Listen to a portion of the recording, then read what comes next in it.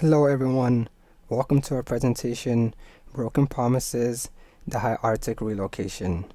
I'm part of Group 14 that consists of the members Vanessa, Christina, and myself, Hassan. This documentary is by Patricia V. Tassinari.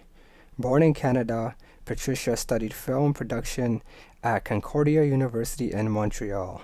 She is a professional director and editor that has won numerous Canadian and international awards. She has produced and directed documentaries under her own company, Pandora Films, such as Unbuckling My Belt, My Blueness, and Broken Promises. The Broken Promises documentary shares experiences of 7 families who were moved from northern Quebec and relocated in the high Arctic. They were promised better living and hunting opportunities in the new communities in the high Arctic, with the assurance that if things didn't work out, they could return home after 2 years. 2 years later, another 35 people joined them. There, they suffered from hunger, extreme cold, sickness, alcoholism, and poverty. It would be 30 years before any of them saw their ancestral lands again. These are the contributions of the Broken Promises documentary. There are interviews with survivors and family members who were impacted by the high Arctic relocation. There are many clips of the Canadian government trying to assert sovereignty in the high Arctic during the Cold War. Throughout the duration of the documentary, there is a display of footages of Inuit families living in both Resolute Bay and Grise Fiord communities, along with archival footage, material and documents from the Habitat Cultural Institute, the Canadian Museum of Contemporary Photography, and the archives from the Hudson Bay Company and RCMP. A brief timeline of the Broken Promises. In the 1950s, many Inuits found themselves unable to replenish their supplies from business stores after running out of available credit. In 1952, the government held a conference on Eskimo affairs to focus discussion on reducing relief payments. Everyone was invited to the conference except for Inuit people. 1953. Louis St. Laurent began his second term as Prime Minister in the same year as the relocation to the high Arctic. In 1953, there was a rumor that the American contingent in the high Arctic Islands will dramatically expand. April 14th, 1953, a telegram from the RCMP superintendent in charge of the Arctic outlines the promises made to the Inuit. Quoted, "Families will be brought back home at the end of the year if they do desire." May 8th, 1953, the Arctic archipelago was most delicate in terms of sovereignty. July 25th, 1953, Movement Day was set. On October 14, the RC Constable at Resolute filed their first report. 1953, the RCMP Craig Harbour made a report saying all natives with the expectation of one stable being happy and content. So, in 1954, RCMP reported one death occurred, Patty EG 173, due to a heart attack.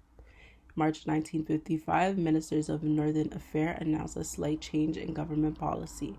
The preservation of the Inuits in his primitive is not in the alternative. July 23rd, 1955, moving day for 35 Eskimos in Canada's Arctic. This was purely a voluntary migration. 1958, 2 young children fell through the ice near their home at Grise Fiord. Their bodies were never recovered. 1955, another RCMP report after sudden death, morale was very low EB.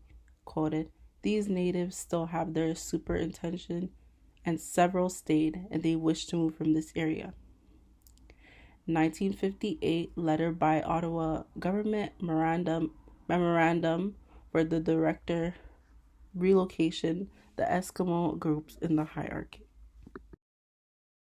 In the 1960s, things at Grise Fiord began to change. Houses and schools were built. The base bar opened to men, then followed by women. In the 1970s, the base bar shut down and people of Resolute gradually took back control of their lives, and for many that meant returning back home. The policy for relocation continued into the 1970s. 1996, after more than 6 studies and total commission report, the Canadian government finally agreed to establish a $10 million trust fund as compensation to the exiles and their descendants. What were the outcomes of the high Arctic relocation? Some Inuit decided to stay in the Arctic, and this was mainly due to the high Arctic communities being the only homes they grew up in and knew. Intergenerational trauma has resulted from the relocations or have contributed to it. And the federal government's 2010 apology was welcomed by many, but some leaders in these communities say that the government needs to do more to ease living conditions for their communities in the high Arctic, such as reducing overpriced grocery prices due to the remote locations of the communities and transportation costs. Additional resources. If you want to learn more about the high Arctic relocations, please check out the documentary and also our group handout. It includes links from an interview with Larry Outlalog, who was 2 years old when his family was relocated 2,000 kilometers away from Inukjuak to Grisfjord. The handout also includes the official apology from the Government of Canada in 2010, and it also includes a link from Kiddle that describes the history and facts of the relocations.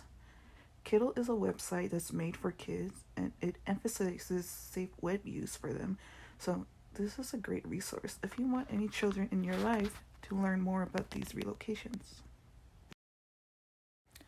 Thank you everyone for listening to our presentation. We would love to hear some responses to the following discussion questions. Do you think that Canadian government's actions were justified in the high Arctic relocations? Rather than sending Inuit families to the high Arctic, what do you think the Canadian government should have done to establish Canadian sovereignty in the Arctic?